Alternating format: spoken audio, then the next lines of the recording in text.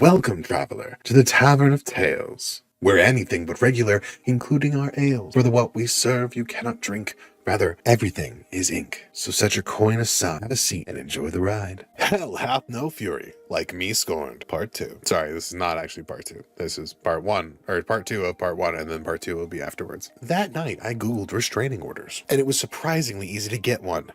I went to the courthouse in my hometown, went to the clerk's office, and told her I needed a restraining order. I filled the form in at the rickety little table while I was there. I wasn't prepared to see the judge that day, but she took the form and said, "Okay, I'll see if the judge is still here." That kind of scared me. She took me to his chambers, and I was waiting. I looked around and saw he had certificates of appreciation hanging up from various veterans groups. Then I wiped my palms and thought, fish in a barrel. He asked about my dad's stint in the Marines and about the DOD office logo on my sweater. I'm a contractor. He read my form and granted me the temporary order. I would have to go back for the permanent one, where Shorty would be able to argue against it. Then I went home and googled biohazard companies and elder abuse statuettes in my state. I hired a biohazard company to shovel all the shit out of my house for $7K. I would have paid double. They found my dad's mummified dog under some pizza boxes in the master bedroom. They sent me pictures and salvaged some papers. Shorty was served during this time, and hearing was set. I got to work collecting and documenting shit. I made pictures and spreadsheets and timelines, which cross-references because it. Now they have my full attention. The paid versions of Truthfinder and Trello seriously got me through all of this. Hashtag not sponsored. In my spare time, I went to the nursing home and gave my dad 8x10 copies of the pictures of his dead dog from every angle. Before court, I went to the police station nearby and told them I wanted to report an elderly abuse crime. A white-collar detective came out and told me it was a domestic matter and that since Shorty had been POA, everything he had done was legal. And this was the day I got to teach a small-town detective about the fiduciary responsibilities of a POA. Thanks, Google. I handed him a copy of the statuette with applicable sections highlighted. Then I handed him a thick folder with bank statements, pictures of the hoarded house, and dead dog.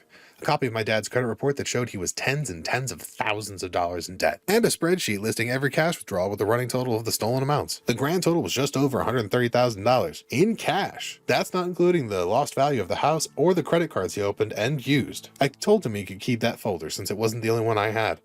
Then I told him I would wait for a case number, and I sat down. He came back about 30 minutes later and apologized, said I had a case and gave me a case number. Then I headed over to the courthouse. This is the end. There were other people there and I had to wait my turn. And while I was waiting, that stupid motherfucker shelved his sloppy ass into the courtroom by himself and obviously, literally, non-metaphorically dirty. His shoes were untied and that turned my giggle box over. Then it was our turn and we stood up. The same judge asked me some questions and asked him some questions and asked me if I had any proof, and I had a very thick folder of it. The judge asked me if I had gone to the police. Well, yes, sir, I have. Do you have a case number? As a matter of fact, the order was granted permanently and for life, but not before the judge halted proceedings and told Shorty he needed a lawyer. Someone told me that the courthouse would have a copy of my dad's DD 214 discharge papers, so while I was there, I got copies of those. Because, why not? I also used my POA to take Shanty wife off the deed to the house. That way, if my dad died and it went to probate, Shorty had no immediate claim. I also went and got copies of my dad's birth certificate and Shanty wife's death certificate. Technically, stepchildren can't request that info, but the clerk who waited on me recognized my dad's name and told me she lost her virginity to my Uncle Alan in the 60s and went to my grandparents' funeral. So, I got all the forms I wanted. Shanty wife left my dad $50K in life insurance. About $35K of that was left since Shorty was spending my dad's money and not his mom's. So I opened an Alley account and transferred every penny over. Then I set up a reoccurring transfer for the monthly deposits. At any given time, there was no more than $100 in his account. I also found a house flipper that paid me enough for the house to pay off its mortgage. That's the thing about probate. There's nothing to fight over if there's nothing there. And I made sure there was nothing there. My dad died thinking he still owned a house. Speaking of which, this is about the time I found my dad's life insurance policies. They were up to date, and Shanty wife was the beneficiary. My POA didn't allow me to change beneficiaries, but it allowed me to assign them, and since Shanty wife was dead, there was technically no beneficiary. This is where the death certificates came in handy. I assigned my sister and me as beneficiaries, irrevocable too, which means that the only way to change it is for my dad and me and my sister to agree to it. I kept my dad in the dark about all of this. The only thing he ever really knew about was the restraining order and his dead dog. I found out he had purchased a gravesite next to the shanty wife and wanted to be buried next to her. Well, that was just never gonna happen. I googled national cemeteries and found out he qualified to be in one since he was a disabled Vietnam-era veteran, so I arranged for that instead. Cracks knuckles. All the cherries on top. My dad died in June this year, and I was there. He's buried in a national cemetery far away where no one will ever go visit him. The only obituary I ran was on the funeral's home website, and that only for insurance purposes. I wrote it as vague as possible. There was no service. His urn was purple, the color he hated most. I got a call in August from the prosecutor's office in my hometown. The lady on the other end was married to my first cousin because, of course she is. That's how it f***ing works there. Shorty was arrested just after midnight on July 1st, was still in jail, and had been arraigned on felony elder abuse charges. He's facing 10 years in blank prison. She told me not to expect the trial anytime soon, as it can take up to 3 years for that to happen. I told her that was awesome, since the uncertainty will hopefully haunt him. And after that, he's still got prison to look forward to. He lost his kids. He lost his dad. I'm spending his mother's cancer money. He lost his free house and trucks. He has no credit and will never be able to get any sort of decent job, and will, hopefully, for a long time, not be able to find a decent place to live. And I sleep like a baby. Hell hath no fury like me scorned. Part 2. Felony Boogaloo. Hello. A couple of years ago, I posted a revenge story involving my stepmother, shanty wife, my stepbrother, Shorty, and my dad, who is now resting in a purple urn. In case you missed it, you can read it here. Well, I finally have an update. To recap, Shorty, my stepbrother, was my dad's power of attorney while he was sick and had heinously abused his position,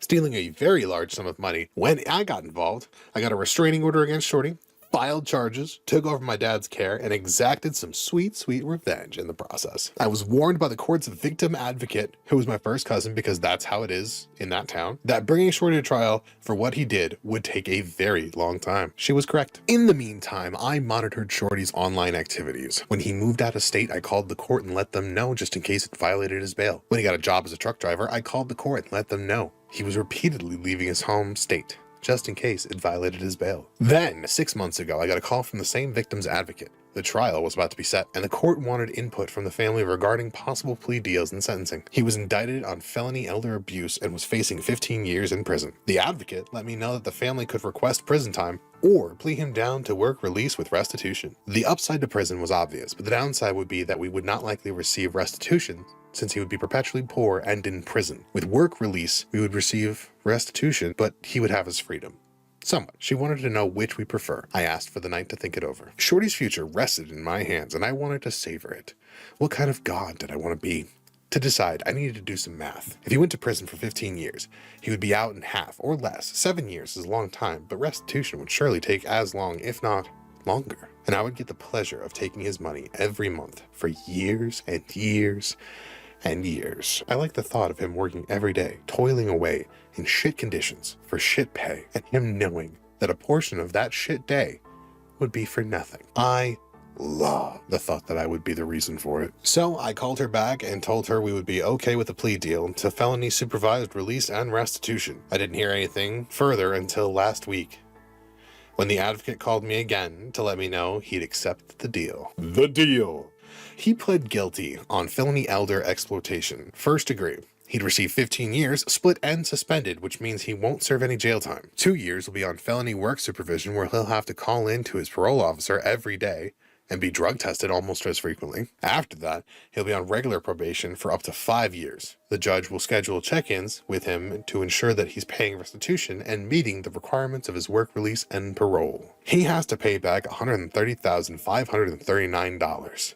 He was ordered to pay $300 a month beginning January 1st, 2024. My math gamble paid off. It will take him 36 years to pay back the $300 a month. If he misses a payment, he will go to jail. I will be in his life for decades, taking back from him bit by bit what he stole. So I think that's going to be it. I've done everything I can do apart from being there to catch him when he violates the terms of his release. Thank you all for reading this tangled web of revenge. Now, wasn't that delicious? Hard to say which tales are fictitious, but alas, our time has come to an end. Till next time, safe travels, friend.